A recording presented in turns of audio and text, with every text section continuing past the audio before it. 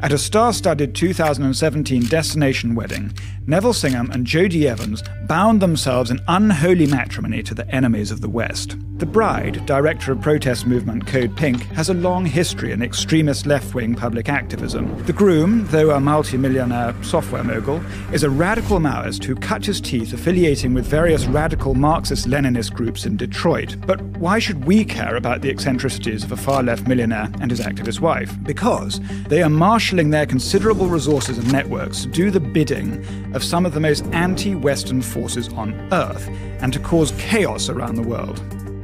Neville Singham has been under regular investigation since the 1970s for activity in groups engaged in activities inimical to the US. In the same year that Singham married Evans, he sold his $785 million software enterprise and started to funnel his fortune through a network of shell companies, non-profit organizations, and news networks aligned with the couple's extremist interests. But this so-called social activism intersects with foreign political interference. And now, their ties to the Communist Party have spurred investigations across the globe, from New Delhi to Washington. Singham shares his Shanghai office with the Chinese Communist Party's Marku Group. Marku embodies the CCP policy of smokeless war, that is, the use of activism to promote Chinese interests abroad. At last, the extent of these efforts is becoming known.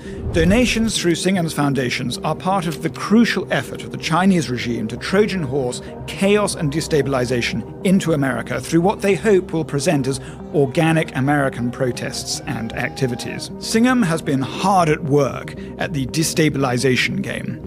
His efforts are in fact fueling and sustaining shadowy and widespread anti-American and anti-Israeli disinformation networks.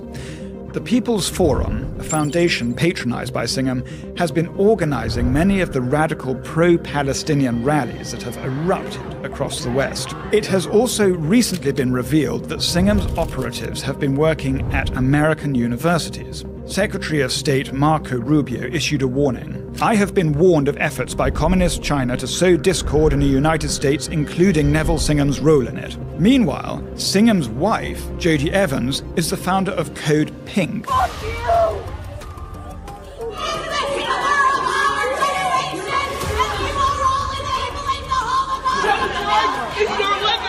Shame on you! I don't want to live in a country like this. While claiming to be anti-war, Code Pink has not only networked with and advocated for terrorist groups like Hamas, but frequently runs cover for the human rights abuses of the Chinese Communist Party. Pink is it in China. Everywhere you go, there's pink. It's very popular, so Code Pink feels very at home in China.